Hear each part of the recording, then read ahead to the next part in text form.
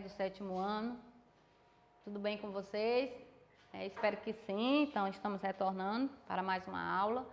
E eu vou fazer um resumo, viu, sobre o renascimento, que é o capítulo 3, né?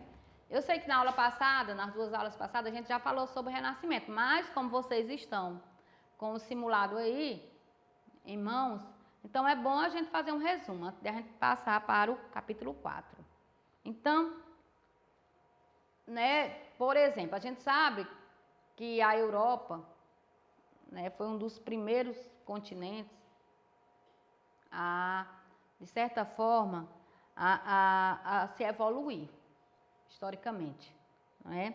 Então, por um período que lá não houve essa evolução, esse período ficou conhecido como uma idade média, que foi, para muita gente, como se fosse uma idade de treva, de escuridão, porque acha que durante este período, a Europa ela não se desenvolveu economicamente e na forma de cultura, né?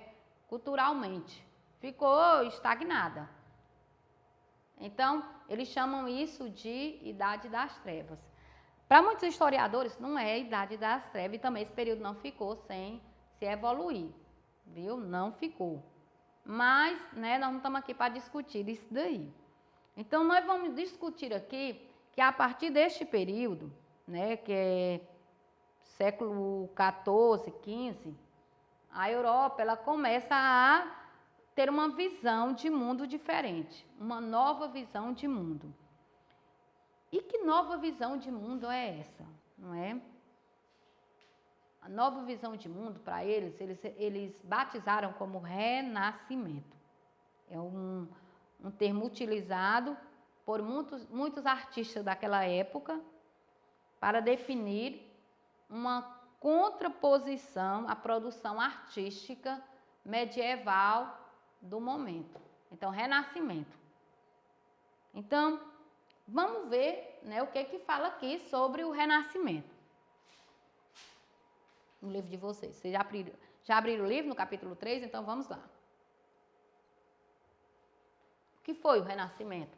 Foi um movimento científico-cultural que nasceu na Itália no século XIV e se estendeu com as variações por outras regiões, né, da Europa no final do século XVI. Então, na Itália, foi no século XIV. E ele teve 2 séculos depois para se estender sobre toda a Europa, né, porque a coisa não era tão fácil de ser divulgada.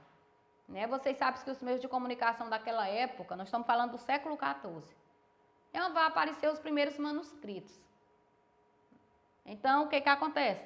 Quem era que escrevia naquela época, pessoal? Quem escrevia naquela época eram os monges, que viviam naqueles mosteiros isolados de toda a sociedade. Né? Os mosteiros geralmente ficavam longe de uma cidade, uma parte isolada. É como a gente vê hoje, por exemplo, os conventos. São regiões que ficam isoladas do resto da sociedade. Então, lá tinha uns monges, que eram chamados monges copistas, e aí eles copiavam à mão, né, todos esses, né, esses conhecimentos. Por exemplo, a Bíblia, eles escreviam. E tem um filme, que é Em Nome da Rosa, que ele retrata a curiosidade de muita gente da época em ler alguns livros, né, copiado por artistas daquele tempo, escritores. E aí os monges, eles passavam veneno nas páginas para quem fosse lendo morresse. Porque o povo de antigamente, quando eles iam ler os livros, eles salivavam o dedo, botavam o dedo na língua para poder passar as páginas, e aí alguns morriam. E esse filme, ele retrata muito bem isso, porque eles não queriam que a população ela se tornasse uma população informada e conhecedoras, né, de vários assuntos. Então, aqui, né, o autor do livro de vocês, ele diz que vale destacar que nasce aqui, neste período, esse período moderno, ele nasce lá na Idade Média, né, apesar de vários historiadores não acreditar, mas nasce na Idade Média e não só na Idade Moderna. Então, vamos aqui para outra parte. Esse movimento ele ficou conhecido como Renascimento porque seus protagonistas, né, quem teve a ideia de mudar realmente a história da Europa naquela época, eles pretendiam partir dos ideais de cultura. Né? Que cultura era essa? A greco-romana, para fundar um mundo novo, né? A partir da arte, viu? E aí a gente vê que eles são pessoas muito dedicadas à arte. No livro de vocês mesmo, vocês verem que tem várias obras criadas por eles e muitos manuscritos criados por eles, que faz com que a população ela comece a raciocinar. Aí não mais só pela fé, mas pela razão. Né? Professor, e aí houve, por exemplo, a igreja e o povo que ia pela razão, ficaram inimigos? Não. Né? Passaram a estudar os dois lados. Né? A estudar os dois lados da história, do Renascimento. Então vamos ver por quê. Aí aqui diz, os homens nesse novo modelo não negavam a existência de Deus, os homens do Renascimento, né? Os homens do humanismo, como vocês estão estudando. Eles não negavam a existência de Deus, mas colocavam em primeiro plano os interesses da terra, iam pela razão. E daí surgiram o quê? Primeiro, o humanismo, que foi um movimento intelectual, né, do Renascimento, movimento que surgiu onde? Também na Europa, mais precisamente na Itália, que colocava o ser humano como centro de todas as coisas, né, existentes no universo, e não Deus. Porque antigamente, o centro de tudo era Deus. E aí eles começam a botar o ser humano como centro de tudo, né, de todas as coisas. O ser humano era o centro de todas as coisas. E tem essa imagem que ela é muito vista no livro de história, no livro de ciências, né, que é um movimento humano a partir da razão, né? Aí as características do Renascimento. A primeira característica do Renascimento é chamada de antropocentrismo, que o ser humano ele passa a ser visto como o centro do universo, negando aí o teocentrismo, né? Que o teocentrismo, eu já expliquei para vocês na aula passada, né? Que o antropocentrismo é o homem, o teocentrismo era Deus, era a crença, né? Era Deus o centro do universo. E aí, aqui no livro de vocês, na página 33, ele fala, né, sobre esse antropocentrismo, que coloca o homem como centro do universo. E aí tem uma imagem de Deus e do homem. Né? E aí a gente já vê que o homem e Deus estão de forma igual. Não é de forma Deus acima do homem, nem o homem acima de Deus.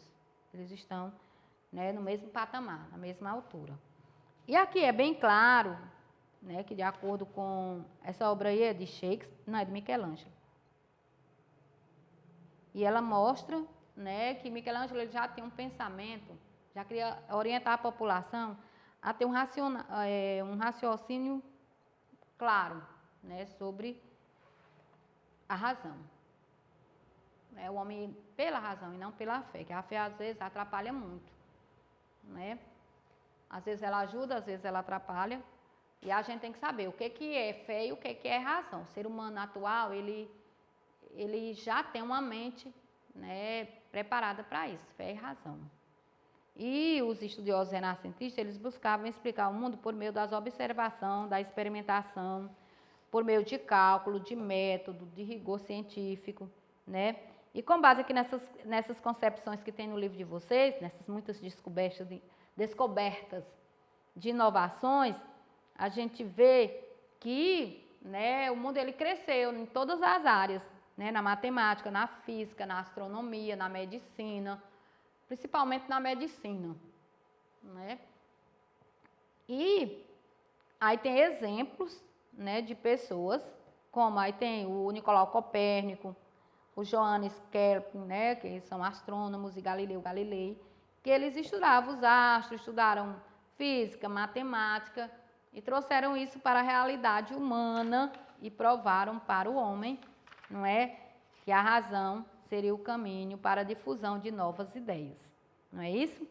Então, o que nesse primeiro momento aqui, a história ela retrata para vocês que foi a partir de todo esse, né, esse conjunto, digamos assim, de conhecimentos que o homem evoluiu e a Europa também evoluiu, viu? E a partir daí também que o homem até hoje ele vem evoluindo. Já pensou se não fossem esses cientistas daquela época, né, ter tomado essa iniciativa? Foram eles que tomaram essa iniciativa, né, de ir pela razão. Já pensou a tecnologia hoje, avançada da maneira que está, é cientificamente comprovada que essa nova tecnologia, ela faz milagres, não é? Ela faz milagres. Por exemplo, a gente faz digamos assim, uma cirurgia a laser, não é? E aí isso é o que? Ajuda, o homem vai pelo conhecimento. Lógico que tem que ter fé. A maioria dos cientistas não tem fé, eles vão pela razão, eles vão pelas invenções, né? Aí, por exemplo, mas tem muita gente que vai pela fé também, né? E aí, vamos ver